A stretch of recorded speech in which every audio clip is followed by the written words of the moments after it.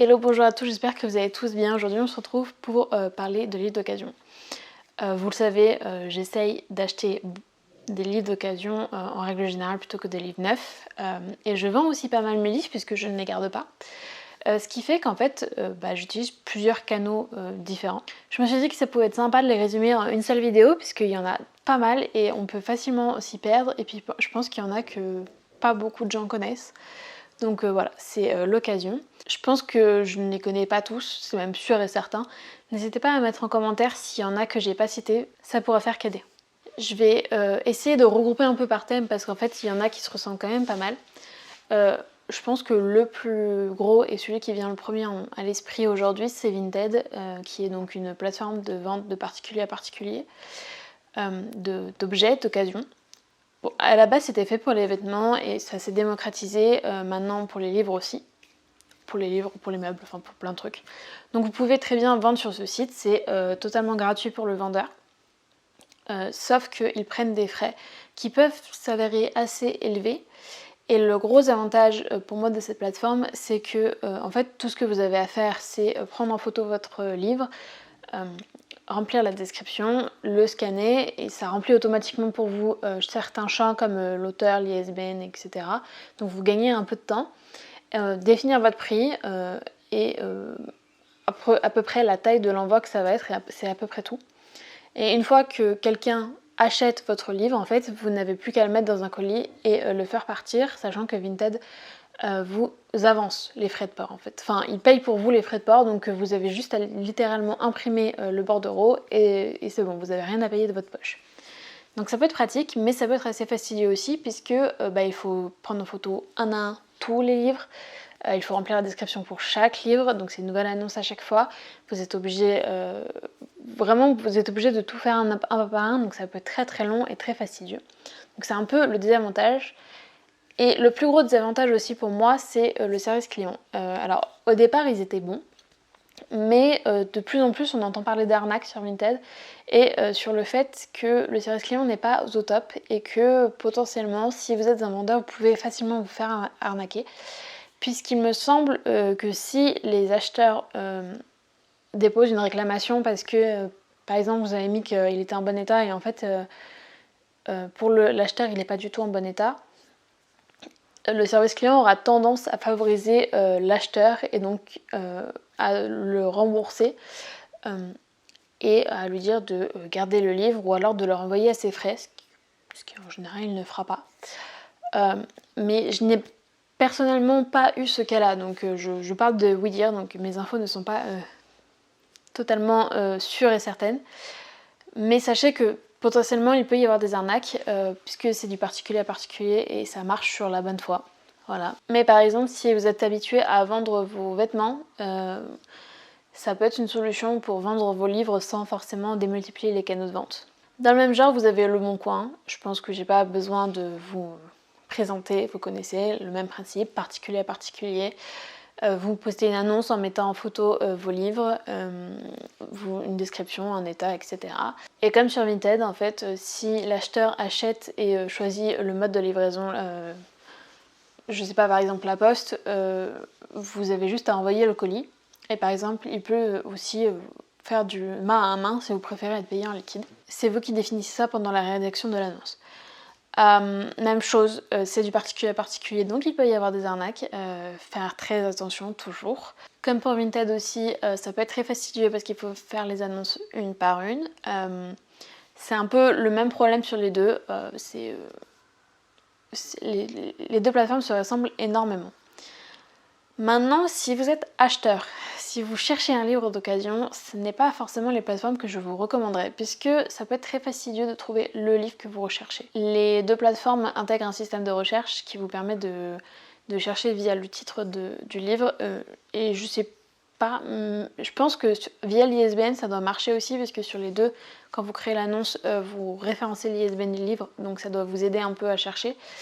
Mais on sent que les deux plateformes ne sont pas faites pour les livres à la base et du coup ça peut être, vous pouvez vous retrouver avec des trucs étranges. Par exemple, si vous cherchez un policier, vous pouvez vous retrouver avec de la romance suggérée, ce genre de choses. Donc je les trouve pas tip top. pour ce cas d'utilisation-là. Et autre chose à faire attention si vous êtes acheteur sur ces plateformes, c'est que le vendeur indique lui-même l'état dans lequel est son livre, forcément, puisque c'est particulier à particulier, il n'y a personne pour vérifier entre les deux.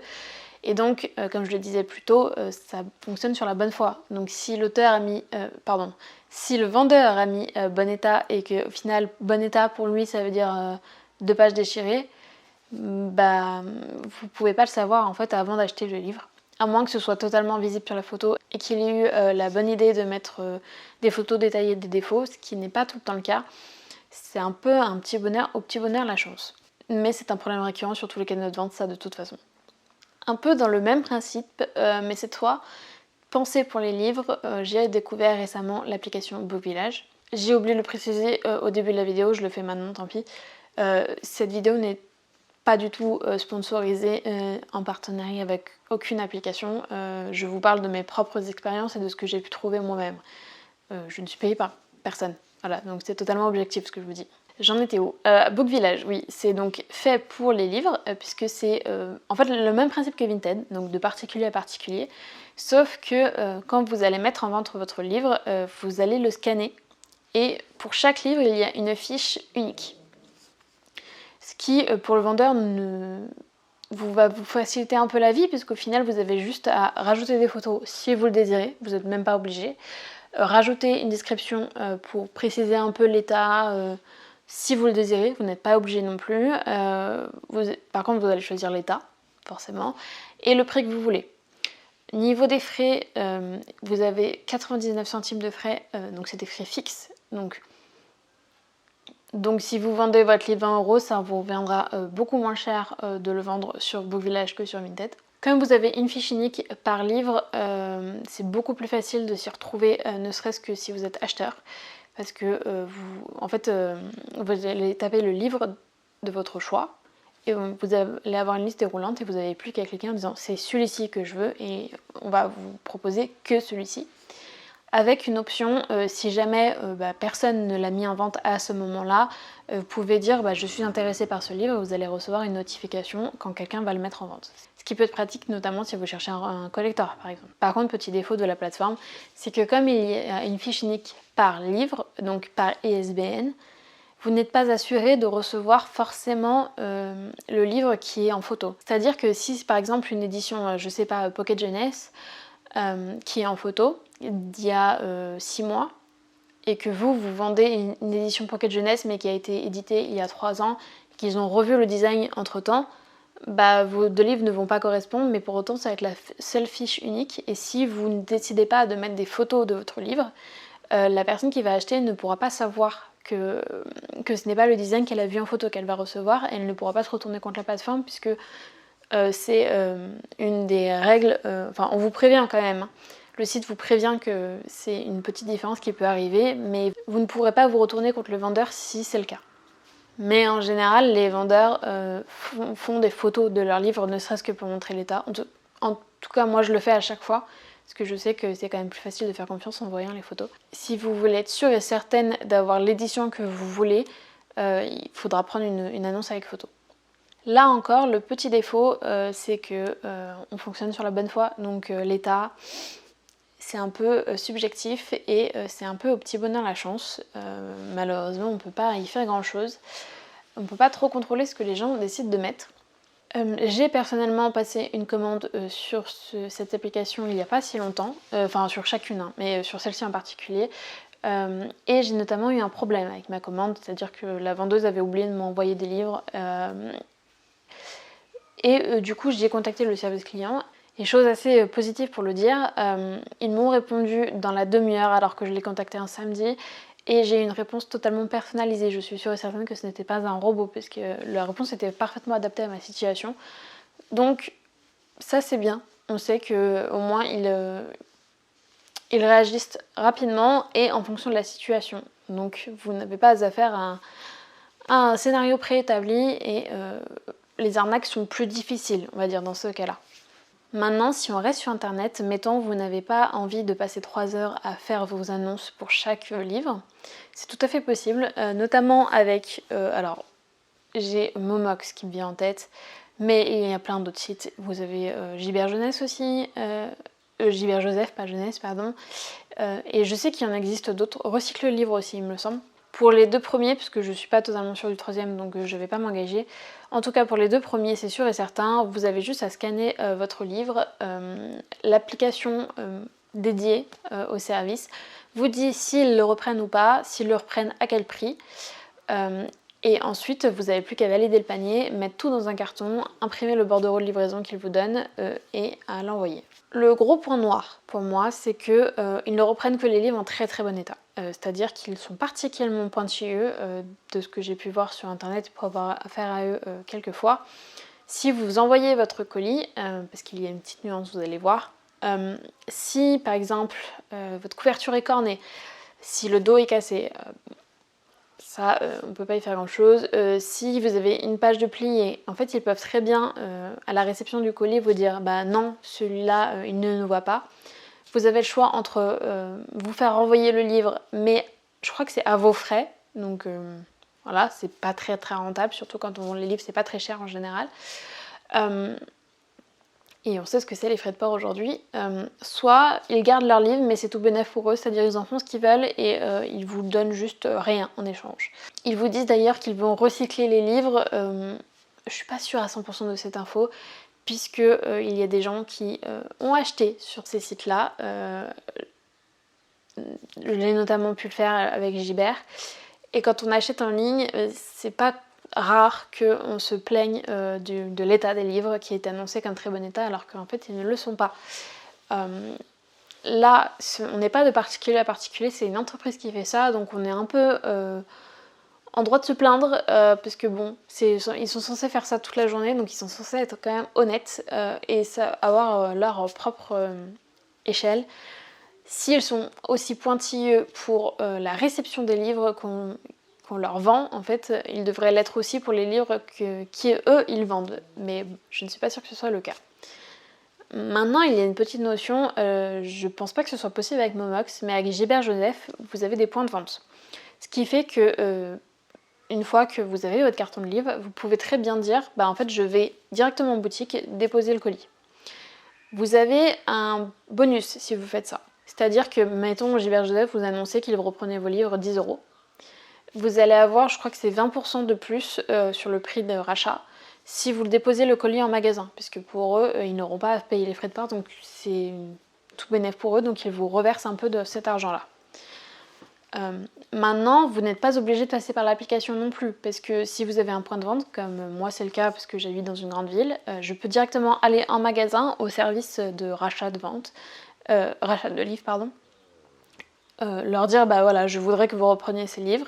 La personne va les trier en direct avec vous et vous dire celui-là je le prends pas parce que je sais pas, il manque une page ou il y a une étiquette collée dessus ou juste on le reprend pas en ce moment parce qu'on a trop de stock.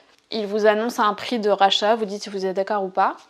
Et donc vous avez 20% de plus par rapport à si vous l'aviez fait sur l'application. Et en général, ils vous disent pourquoi ils ne le reprennent pas et je trouve qu'ils sont moins pointilleux sur l'état des livres. Alors évidemment, si vous avez une page déchirée, si vous avez un coin totalement corné, là, c'est sûr qu'ils ne vous le reprendront pas. Mais si vous avez, je sais pas, une légère greffure sur la couverture, ce qui peut être refusé en envoi, en général, ça va passer en magasin. Ou alors, j'ai toujours eu de la chance. C'est totalement possible aussi. Évidemment, vous vous en doutez, si vous pouvez vendre sur Gibert, vous pouvez acheter sur Gibert. Donc vous pouvez acheter sur internet comme pour Momox, mais vous pouvez acheter aussi en magasin, puisque en fait dans les rayons vous avez les livres neufs et les livres d'occasion qui sont affichés, hein, vous le voyez si c'est un livre d'occasion, donc vous pouvez pas vous tromper là-dessus, ils ne seront pas sur la marchandise. Maintenant je trouve qu'ils sont vendus quand même assez cher leurs livres d'occasion, mais du coup ils sont toujours en bon état. En magasin, parce que sur le site ça m'est déjà arrivé d'avoir des mauvaises expériences, ou pareil, l'état, très bon état, ne correspondait pas du tout. Ou pareil, quand on me dit code neuf et que le dos est cassé, bon, voilà. Mais si vous ne voulez vraiment pas de mauvaise surprise et que vous avez la chance d'habiter en ville, n'hésitez pas à aller dans leur magasin, là vous êtes sûr de trouver votre bonheur. Et puis l'avantage c'est que vous voyez l'état en temps réel, donc si c'est un mauvais état, au moins vous le reposez et puis basta quoi.